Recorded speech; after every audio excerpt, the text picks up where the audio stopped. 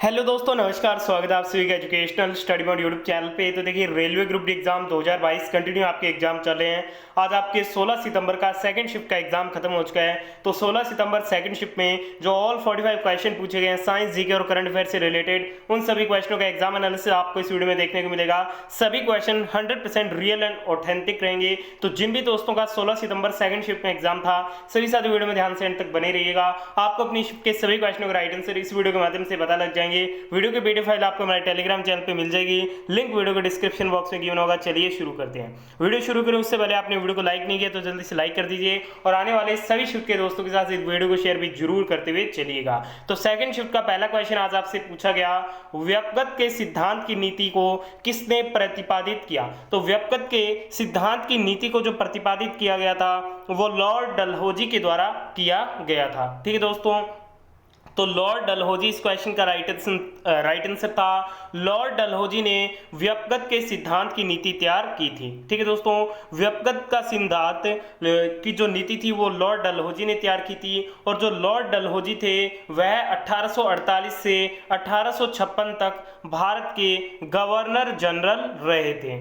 अगला क्वेश्चन आपसे पूछा गया, भारतीय संविधान के किस अनुच्छेद में 6 से 14 आयु वर्ग के बच्चों के लिए निःशुल्क व अनिवार्य शिक्षा का अधिकार शामिल किया गया है। तो देखिए दोस्तों, 6 से 14 आयु वर्ग के बच्चों के लिए निःशुल्क व अनिवार्य शिक्षा का जो अधिकार शामिल किया गया है वो शामिल किया गया है अनुच्छेद 21A में। तो आर्टिकल 21A इस क्वेश्चन का बिल्कुल राइट आंसर रहेगा। यह कानून द्वारा निर्धारित राज्य के अनुसार 6 से 14 वर्ष की आयु के सभी बच्चों को निःशुल्क और अनिवार्य शिक्षा का अधिकार देता है। दिसंबर 2002 में 86वें संशोधन द्वारा इस अनुच्छेद ने शिक्षा को प्राथमिक स्तर पर शैक्षिक विस्तार में गुणवत्ता सुनिश्चित करने के अधिकार का दर्जा प्रदान किया है।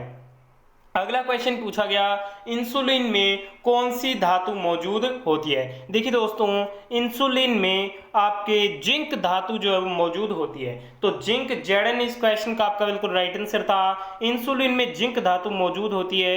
इंसुलिन एक पेप्टाइड हार्मोन है जो अग्नाशयी दीपिकाओं की बीटा कोशिकाओं द्वारा स्रावित होता है। इसे शरीर का प्राथमिक उपचय हार्मोन माना जाता है। तो जिंक इस क्वेश्चन का राइट आंसर था।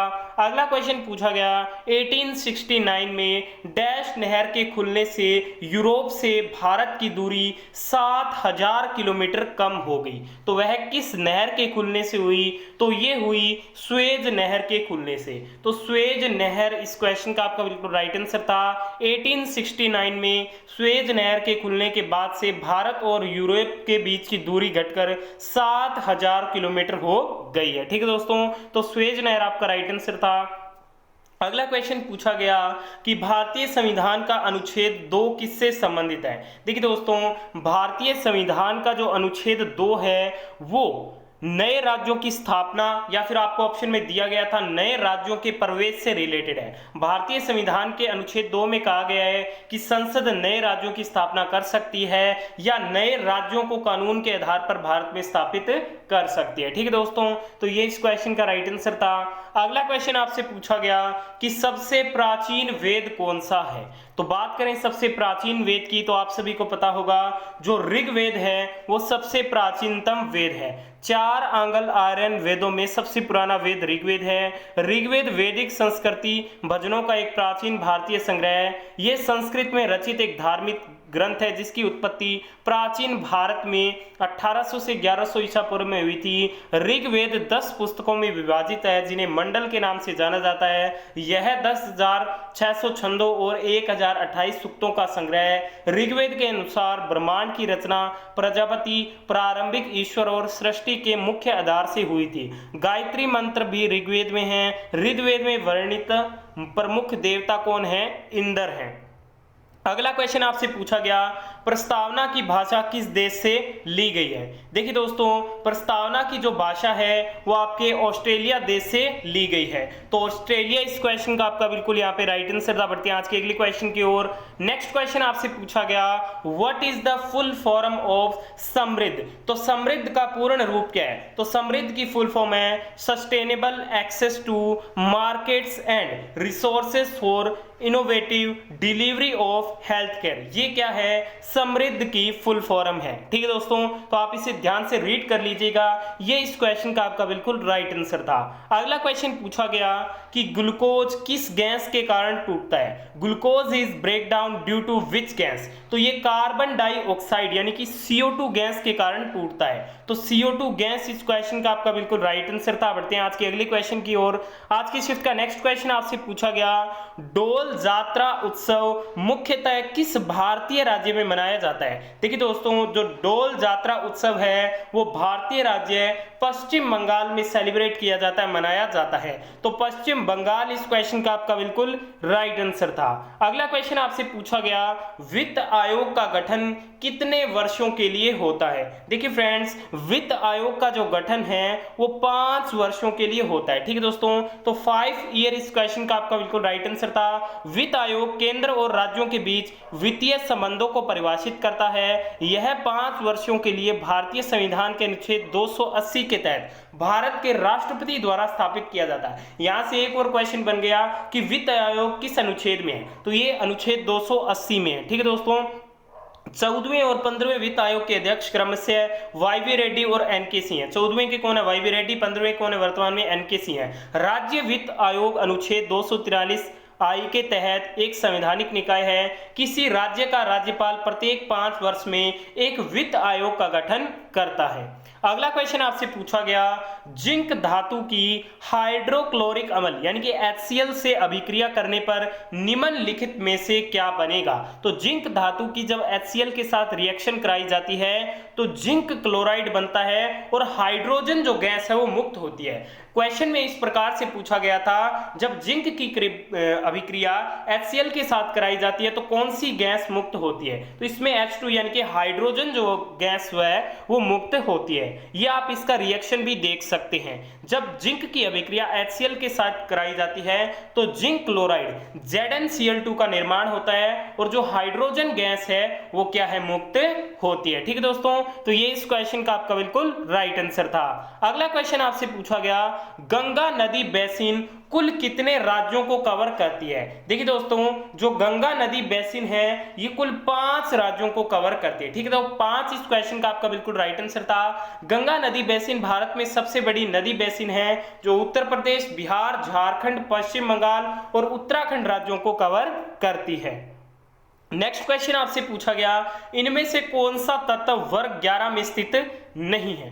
तो Cu, कॉपर, Ag, Au और Rg ये क्या है?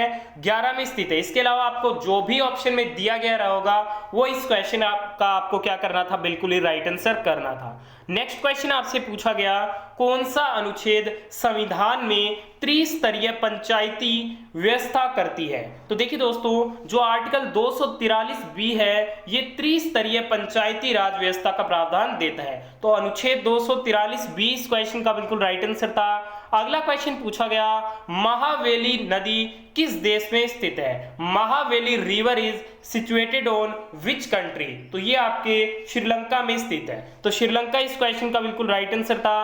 अगला क्वेश्चन पूछा गया, कोल इंडिया लिमिटेड की स्थापना कब हुई थी? When was Coal India Limited established? तो कोल इंडिया लिमिटेड की जो स्थापना है वो 1975 यानी कि 1975 में हुई थी। अगला क्वेश्चन पूछा गया, इनमें से कौन सा दर्रा भारत और तिब्बत को जोड़ता है? तो भारत और तिब्बत को कौन सा दर्रा जोड़ता है? तो ये चांगला दर्रा जोड़ता है जो कि आपके लद्दाख में स्थित है। और बनिहाल जो दर्रा है वो जम्मू और श्रीनगर को जोड़ता है। नाथुला जो दर्रा है वो सिक्किम को तिब्बत से जोड़ता है।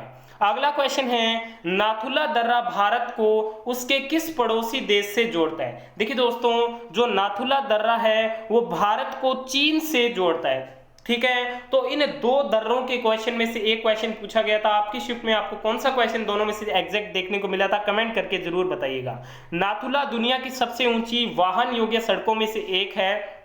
यह भारत तिब्बत सीमा पर समुद्र तल से 14,450 फीट ऊपर स्थित है। यह देश के सबसे महत्वपूर्ण हिमालयी दर्रों में से एक है। नाथु का अर्थ है सुनने वाले कान और ला का अर्थ है पास। अगला क्वेश्चन पूछा गया एल्केन का सामान्य सूत्र क्या होता है? तो एल्केन का सामान्य सूत्र होता है CnH2n+2। तो CnH2n+2 इस क्वेश्चन का आपका क्या था? बिल्कुल राइट आंसर था। अगला क्वेश्चन पूछा गया बेंजीन का रासायनिक सूत्र क्या है? तो बेंजीन के अगर अपने केमिकल फॉर्मूले की बात करें, रासायनिक सूत्र की बात करें, तो ये होता है C6H6। एथाइन का क्या होता है? C2H2। एथेन का क्या होता है? C2H6। इसके अलावा मीथेन का क्या होता है? तो मीथेन का होता है CH4। ये आप नेक्स्ट शिफ्टों के लिए जरूर कवर कीजिएगा। अगला क्वेश्चन पूछा गया संविधान जब बना था उस समय कितनी भाषा थी? तो संविधान जब बना था, लागू हुआ था, तो उस समय 14 भाषाएं थी। वर्तमान में कितनी है? तो वर्तमान में 22 है। अगला क्वेश्चन पूछा गया तमिलनाडु का सबसे छोटा जिला कौन सा है? चेन्नई या फिर कन्याकुमारी? आपको ऑप्शन में क्या दिया गया था इसका आंसर कंफर्म नहीं है। अगर आपको पता है और ऑप्शन पता है इस क्वेश्चन के तो जल्दी से कमेंट करके बताइएगा। अगला क्वेश्चन पूछा गया वोकल फॉर लोकल योजना 2022 का संबंध किससे है? तो वोकल फॉर लोकल योजना 2022 का जो संबंध है वो देसी उत्पाद को बढ़ावा देने से है। ठीक है, तो ये आपका राइट आंसर था। अगला क्वेश्चन पूछा गया वंदना कटारिया का संबंध किस खेल से है? तो वंदना कटारिया का जो संबंध है वो हॉकी के खेल से है। तो हॉकी इस क्वेश्चन का आपको क्या करना था? बिल्कुल राइट आंसर करना था। अगला क्वेश्चन पूछा गया what is India's rank in global peace index 2022? वैश्विक शांति सूचकांक 2022 में भारत की रैंकिंग क्या है? तो भारत 2022 में इसमें 135वें स्थान पे है। ठीक है, तो 135वीं पोजीशन इस क्वेश्चन को आपको क्या करना था? बिल्कुल राइट आंसर करना था। अगला क्वेश्चन पूछा गया विश्व का सबसे ऊंचा मोटर वाहन पुल जो भारत को तिब्बत से जोड़ता है वो कौन सा है? तो ये है उमलिंग ला पास। ठीक है, तो उमलिंग ला पास इस क्वेश्चन का आपका बिल्कुल राइट आंसर था। अगला क्वेश्चन पूछा गया यूपीपीएससी पीसीएस और आईएएस के लिए कौन सी योजना शुरू की गई है? तो देखिए दोस्तों, अल्पसंख्यकों के शिक्षा में सुधार हेतु सरकार ने नया सवेरा योजना को शुरू किया है। तो नया सवेरा योजना इस क्वेश्चन का आपको क्या करना था? बिल्कुल राइट आंसर करना था। अगला क्वेश्चन पूछा गया सांस लेने पर वायु किस नली में जाता है? तो ये श्वास नलिका यानी कि ट्रैकिया में जाता है। तो श्वास नलिका ट्रैकिया इस क्वेश्चन का आपका बिल्कुल राइट आंसर था।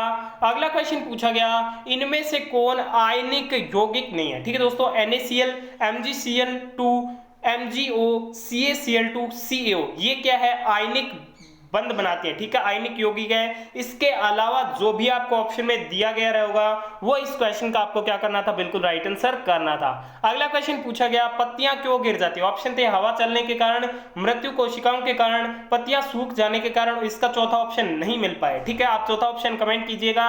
इसका राइट आंसर हो जाना चाहिए मृत्यु कोशिकाओं के कारण। अगर आपको ऑप्शन फोर्थ पता है और कंफर्म आंसर पता है तो कमेंट करके बताइएगा। अगला क्वेश्चन पूछा गया सबसे अधिक अभिक्रियाशील धातु कौन सी है? तो ये सीजियम है। तो सीजियम इस क्वेश्चन का राइट आंसर था। नेक्स्ट क्वेश्चन पूछा गया ओजोन परत पतली हो जाए तो क्या नुकसान होगा?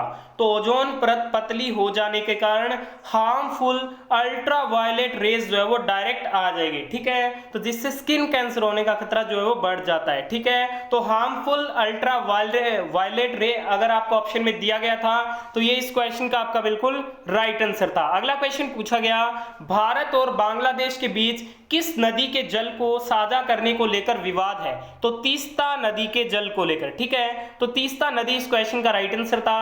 अगला क्वेश्चन पूछा गया कि खेलो इंडिया गेम्स में सबसे ज्यादा एथलीट किस राज्य ने उतारे थे? तो मेजबान हरियाणा ने 398 एथलीटों के साथ सबसे बड़े दल को मैदान में उतारा। उसके बाद महाराष्ट्र ने उतारा 357 के साथ। ठीक है, तो ये इस क्वेश्चन का आपका बिल्कुल राइट आंसर था। इसमें आपको राज्य का नाम बताना था जिसने सबसे ज्यादा एथलीट उतारे थे, तो वो राज्य हो जाएगा हरियाणा। और दूसरे नंबर पर कौन सा है? दूसरे नंबर पे आपके महाराष्ट्र। अगला क्वेश्चन ओम के नियम से पूछा गया। ठीक है, और दिल्ली के एलजी का चुनाव कौन कराता है? इसके ऑप्शन नहीं मिल पाए। आंसर पता है तो कमेंट कीजिएगा। नेक्स्ट क्वेश्चन में बात करते हैं कि वृक्क नलिका किस ऊतक से निर्मित होती है? इसका ऑप्शन और आंसर नहीं मिल पाया है तो कमेंट करके बताइएगा अगर आपको पता है। तो आज की सेकंड शिफ्ट में पूछे गए सभी क्वेश्चनों का एनालिसिस कर दिया। वीडियो को यहाँ तक देखा, धन्यवाद। पसंद आई लाइक और शेयर जरूर करें।